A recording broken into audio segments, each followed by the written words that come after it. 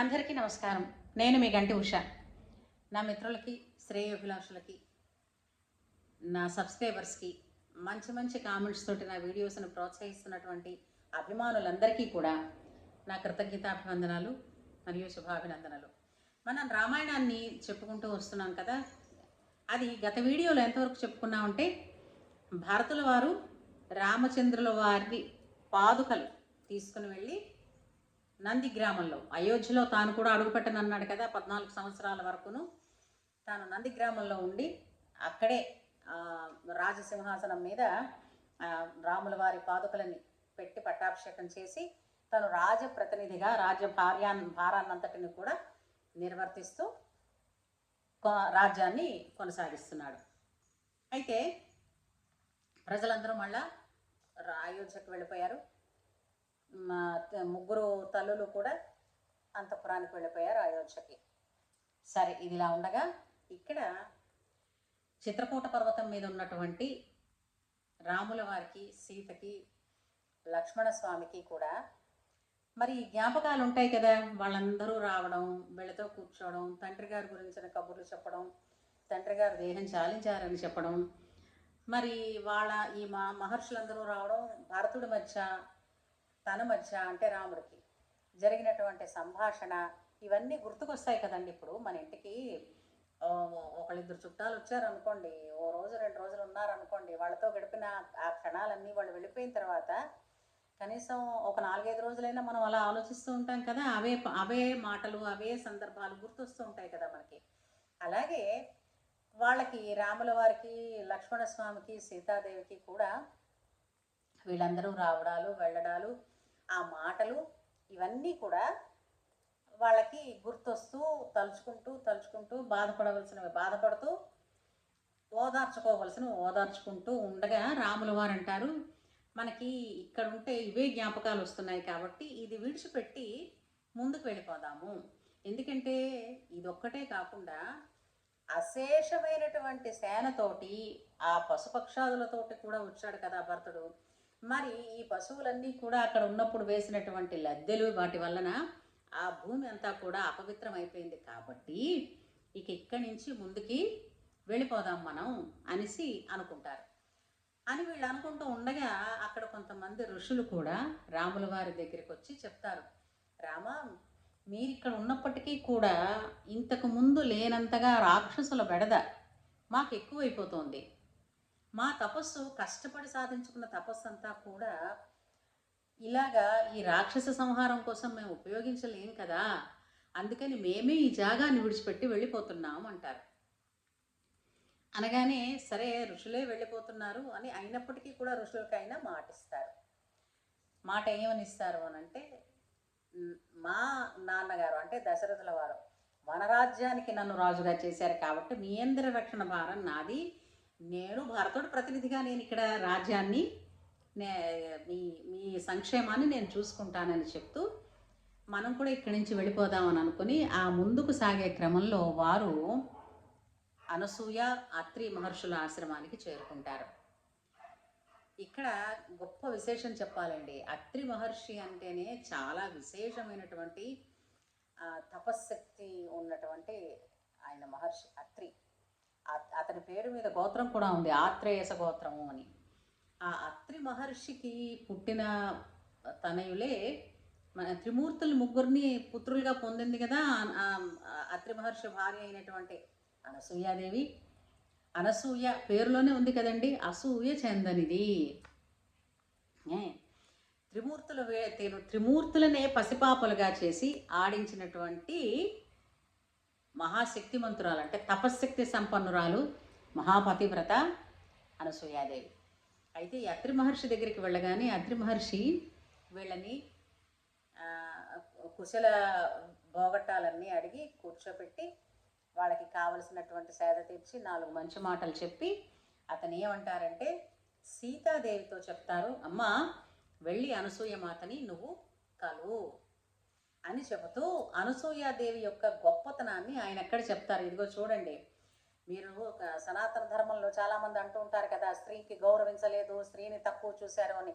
ఇక్కడ అత్రి మహర్షి తన భార్య అయినటువంటి అనసూయ యొక్క గొప్పతనాన్ని, పాతివ్రత్య మహత్యాన్ని రాముల వారికి విన్నవించారు.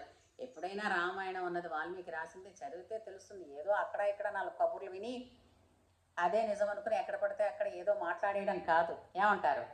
అయితే ఆయన ఏం చెప్తారంటే, ఎన్నో శాస్త్రాలు తెలిసిన ఆవిడ అనసూయ. ఒకానొకప్పుడు భీకరమైనటువంటి కరువు ఒక 10 సంవత్సరాల పాటు ఆ ప్రాంతాన్ని ఆవహిస్తే ఈమె తమ తపోశక్తితోటి తిరిగి గంగాదేవిని, ఎండిపోయిన గంగాదేవిని తిరిగి మళ్ళించి ప్రవహింపచేట్టు చేసి పంటలు పండించేది. అంటే తన తపశ్శక్తితో పంటలు పండించేది. ఎటువంటి దానిని తీసుకొచ్చినా కూడా ఆమె ఆహారంగా మార్చి వాళ్ళందరికీ అన్నదానం చేసింది. దాదాపుగా ఒక 10 సంవత్సరాల పాటు అనసూయ మాత అన్నదానం చేసిందట. కనీసం వరుస పెట్టి వారం రోజులు ఎవరికైనా మనం చేసినప్పుడు మనం ఈ పురాణాల గురించి, పురాణాల్లో ఉన్నటువంటి వ్యక్తుల గురించి మనం మాట్లాడడానికి అర్హత వస్తుందేమో. అప్పటికి కూడా రాకపోవచ్చు. ఎన్నో ఉన్నాయి ఇందులో విషయాలు. అయితే ఆ అనసూయ మాతని ఒకసారి నారదుడు వచ్చి పరీక్ష పెట్టాడు. ఇనప గుగ్గిళ్ళు తీసుకొచ్చి ఆమె చేతికిచ్చి, ఇనప గుళ్ళు అంటారు, ఇనప గుళ్ళను తీసుకొచ్చి ఇచ్చి, నాకు ఇవి గుగ్గుళ్ళుగా తీసుకుని రా అంటారు. ఆమె చక్కగా వేడివేడిగా గుగ్గులుగా తీసుకొచ్చి ఇచ్చింది. అంటే ఇవన్నీ మహిమలు చూపించడం అన్నది కాదండి, సంకల్ప శక్తి గురించి చెప్పడం. ఎవరికైనా సరే స్వచ్ఛమైన మనసుతో ఉండి నిష్ఠ నియమమైనటువంటి జీవితాన్ని గడిపే వాళ్ళకి వారి సంకల్పం శుద్ధిగా ఉంటుంది కాబట్టి సిద్ధిస్తుంది. చూసారా, శుద్ధిగా ఉంటే సిద్ధిస్తుంది. ఈ గొప్పతనాన్ని ఆయన త్రిమూర్తులతో వెళ్ళి చెప్పుకున్నప్పుడు త్రిమూర్తుల భార్యలు కూడా ఈర్షపడి ఈమెను పరీక్ష చేయమని పంపించారు. త్రిమూర్తులని పంపిస్తే ఈమె ఏం చేసింది, ఆశ్రమానికి వచ్చినప్పుడు అత్రి మహర్షి కూడా ఉన్నారు. అయ్యా మాకు భిక్ష కావాలి అని అంటే రమ్మన్నాడు. అతిథులు వచ్చినప్పుడు భోజన సమయానికి తప్పకుండా పిలవాలి. అతిథులను గనక ఆకలితో పంపించేస్తే ఆ గృహస్థు చేసిన పుణ్యం అంతా వాళ్ళు పట్టుకెళ్ళిపోతారని శాస్త్రం చెప్తుంది. అయితే అనసూయ మాతతో చెప్పగానే అనసూయ వాళ్ళందరికీ ఆహ్వానం పలికి విస్తళ్ళు వేసి వడ్డించింది. వడ్డించిన తర్వాత వాళ్ళకు ఉన్నటువంటి ఆ కండిషన్, ఆ నియమాన్ని చెప్పారు. ఏమిటని చెప్పారు, నీ భార్య మాకు వివస్త్రగా గనక వడ్డిస్తే మేము భోజనం చేస్తామన్నారు. అనగానే ఆయన వారికి ఉన్నటువంటి నియమం ఇదిటా అని అనసూయ మాతతో చెప్పేసి ఊరుకున్నారు. అనసూయ మాత ఒక చూసి చిన్న నవ్వు నవ్వుకుంటుంది. సహజంగా అయితే పరాయి పురుషుడి దగ్గరికి ఒక ఇల్లాలు వివస్త్రగా వస్తే ఆమె తన పాతివ్రత్యాన్ని పోగొట్టుకున్నట్టు. అలాగని మీ నియమాన్ని నేను పాటించనంటే అతిథులు విస్తరి ముందు నుంచి లేచి వెళ్ళిపోయినట్టు. ఈ పరస్పరమైనటువంటి ధర్మాల మధ్య నన్ను ఇరికించాలని చూసిన వాళ్ళు ఎవరో సామాన్యులు కారని ఆవిడ గ్రహించి, తప్పకుండా అలాగే చేస్తాను, వారిని కూర్చోమనండి భోజనానికని చెప్పి ఈమె వివస్త్ర అయి మంత్రాక్షతలు తీసుకొచ్చి ఈ ముగ్గురు మీద చల్లింది. వెంటనే వాళ్ళు ముగ్గురు పసిపాపలు అయిపోయారు.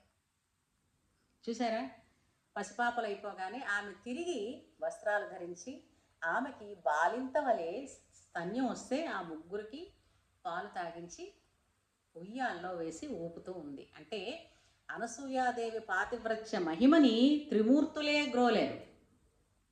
అంతటి గొప్పది అనసూయ. అంతేకాకుండా ఒకానొక సంకట పరిస్థితి వచ్చినప్పుడు 10 రాత్రులని ఏకరాత్రిగా, అంటే ఆ సమయాన్ని కుదించగలిగినటువంటి, అంటే ఇవన్నీ ఇప్పుడు చెప్తే అవన్నీ ఉన్నాయా అంటారు. ఇప్పుడు చూడండి, డాక్టరు అంటాడు ఈ నెరవు ఇలా కలిస్తే ఇది వస్తుందండి, ఇదే చేస్తే అది ఎలా చెప్తారండి అని అంటే, నువ్వు అది చదువు నీకు తెలుస్తుంది అంటారు. అంతేనా ఓ డాక్టర్ అయితే? అలాగే ఇందులో అది ఎలా జరుగుతుందండి అని అంటే, అది ఎలా జరుగుతుందో నువ్వు ఆ మార్గంలోకి వెళ్ళి చూసి నేర్చుకో. ప్రతిదీ ఒకడు నీకు విప్పి చెప్పలేరు కదా. తెలుసుకునే పరిస్థితి వచ్చినప్పుడు ఇప్పుడు చక్కగా తెలుసుకో. అంతేగాని అది లేదని నీకు తెలియకపోతే అది లేదన్నది కాదు కదా. సరే, ఆమె 10 రాత్రులను ఒక రాత్రిగా మార్చింది. అంతేకాదు తోటి పతివ్రత అయినటువంటి సతి సుమతికి అభయం ఇచ్చింది. ఆమె భర్తని తిరిగి, అంటే కాల నియమాన్ని కూడా ఎదిరించి ఆమె భర్తని ఆమె బ్రతికించింది. ఇలాంటి ఘనకార్యాలు ఎన్నో చేసినటువంటి అనసూయ, నువ్వు వెళ్ళి దర్శించుకోవలసినది, తగిన స్త్రీ, వెళ్ళమ్మా, ఆవిడ చాలా పెద్ద ఆవిడైపోయింది అని అనగానే సీతాదేవి వెంటనే రాముల వారి వైపు చూసి లోపలికి వెళ్తానంది. వెళ్ళిరా వైదేహి అని. రాముల వారికి చూడండి ఎక్కువగా సీతాదేవిని వైదేహి అని పిలవడం, మా వైదేహి అని పరిచయం చేయడం ఆయనకి ఎంతో ఇష్టంట. వెళ్ళిరా లోపలికి అన్నారు. ఆమె అనసూయమాత దగ్గరికి వెళ్ళి సాష్టాంగ నమస్కారం చేసింది ఆవిడ. చేసిన తర్వాత అనసూయమాత ఎన్నో మాటలు మాట్లాడుతూ పాతివ్రత్యం గురించి కబుర్లు చెప్తూ ఉంటే, నువ్వు చాలా మంచి పని చేసావు, భర్తను అనుసరించి వచ్చావు అని ఆమె మాట్లాడుతూ ఉంటే సీతాదేవి ఒక మాట అంది. అమ్మా, రాముల వారి చేతిలో నా చెయ్యి పెడుతున్నప్పుడు కూడా మా అమ్మ నాకు చెప్పినవన్నీ పాతివ్రత్య ధర్మాలే. అంటే జనక మహారాజు భార్య సీతాదేవి తల్లి కదా, మా అమ్మ నాకు చెప్తూనే ఉందమ్మా, అందుకే నేను రాముల వారిని అనుసరించి వచ్చాను అని తన స్వయంవరం తాలూకు రహస్యం ఇక్కడ చెప్పింది ఆవిడ. ఇప్పుడు ఒకటి మనం ఆలోచిద్దాం. జనక మహారాజు నేను ఈ జాతి వాళ్ళకే ఇస్తాను, లేదంటే ఇంత అందగాడికి ఇస్తాను, లేదంటే ఇంత ధనం ఉన్నవాడికి ఇస్తాను, ఇలా ఏమీ ఆయన అనలేదు. ఆయన ఒక్కటే కండిషన్ ఏం పెట్టారు, శివధనస్సు ఎవరు విరిస్తే వారికి పిల్లనిస్తానన్నారు, వారెవరైనా సరే. అర్థమైందా? అంచేత వాళ్ళకి ఎంత ఆస్తుంది, వాళ్ళ ఎంతటి గొప్పవాళ్ళు, లేదా వాడు అనాకారుడా, ఇలాంటివి ఏవి అనలేదు. వీర్యశుల్క అనగానే అంటే ఒక పరీక్ష పెడితే ఆ పరీక్షలో నెగ్గినందుకు నెగ్గిన వాళ్ళకి ఇచ్చేటటువంటి కానుకగా నా కూతుర్ని ఇస్తానని చెప్పారు ఆయన. ఆ విధంగా రాముల వారు శివధనుస్సు విరవగానే జనక మహారాజు పరిగెత్తుకుంటూ వచ్చాడు. పిల్లని ఇచ్చేస్తాను అంక అయిపోయింది, దొరికేశాడు అల్లుడు అని. పుచ్చుకున్నాడు ఏమిటి రాముడు? ఇవ్వడానికి నువ్వెవరు, పుచ్చుకోవడానికి నేనెవరు? మా నాన్న ఉన్నాడు, తన వంశాన్ని ఉద్ధరించేటటువంటి కోడలు ఎవరో నిర్ణయించడానికి నువ్వు వెళ్ళి మా నాన్నని అడగన్నారు. అంతేగాని జగదేక సుందరి సీత అయోనిజ వచ్చింది పెళ్లి చేసేసుకుందాం అన్న ఆలోచనలోనే లేరు. అంటే ఏంటి, అతను గుణానికి ధర్మానికి పెద్దపీట వేశారు తప్ప బాహ్యమైనటువంటి శరీరం సౌందర్యానికి కానీ తాత్కాలికమైనటువంటి క్షణికమైనటువంటి సుఖాలకు కోసం రాముడు ఎక్కడా కూడా శ్రద్ధ పెట్టలేదు. అర్థమవుతుందా? అలా అన్నారు. అప్పుడు ఆ తర్వాత ఆ విధంగా మళ్ళీ దశరథుల వారు వచ్చి ఒప్పుకున్న మీదట మా వివాహం జరిగింది తప్ప శివధనుస్సు విరిచిగానే రాముల వారు నన్ను చేసుకుంటానని ఒప్పుకోలేదు. ఆ గుణమే నాకు నచ్చింది, అందుకే నేను వారిని అనుసరించి వచ్చాను అని ఆమె చెప్పినప్పుడు అనసూయ మాత చాలా పొంగిపోతుంది. నాకు తెలుసమ్మా, నీకు ఆవిడ తెలియదేమిటి అనసూయకి సీతాదేవి ఎవరో, ఏ విధమైనటువంటి మనస్సున్న స్త్రీయో, ఆమె పాతివ్రత్యం ఏమిటో ఈమెకు తెలియదా? అయితే అప్పుడు ఏంటందంటే ఆమెకి బహుమానంగా, సీతాదేవికి బహుమానంగా అంగరాగములను ఇస్తాను ఉంది. అంగరాగములు అని అంటే మనం ఇప్పుడు భాషలో చెప్పుకోవాలంటే బ్యూటీ కిట్ అనుకోండి. అవి ఏంటంటే ఎప్పటికీ కూడా తరగవు, చెడిపోవు. నువ్వు ఈ అంగరాగములను పెట్టుకుని వీటిని అలంకరించుకుని నువ్వు రాముల వారికి కనిపించు. అంటే ఇందులో మనకు ఒక మాట తెలుస్తుంది, భార్య తాలూకు సౌందర్యాన్ని తిలకించేటటువంటి, సంపూర్ణంగా తిలకించేటటువంటి హక్కు కలిగిన వ్యక్తి భర్త ఒక్కడే, అంతే కదండి. సరే, ఆ విధంగా వాళ్ళు అనసూయామాత అత్రి మహర్షుల అనుగ్రహాన్ని పొంది ఆశీర్వచనాలు పొంది అక్కడి నుంచి వాళ్ళ ముగ్గురు కలిసి అత్రి మహర్షి సూచించిన మేరకు వాళ్ళు దండకారణ్య ప్రవేశం చేద్దామనుకున్నారు. ఇక్కడితో ఈ భాగాన్ని సంపూర్ణం చేసుకుని మిగతా కథ మళ్ళీ వీడియోలో చెప్పుకుందాం. ఏమంటారు? అందరికీ నమస్కారం. జై శ్రీరామ్.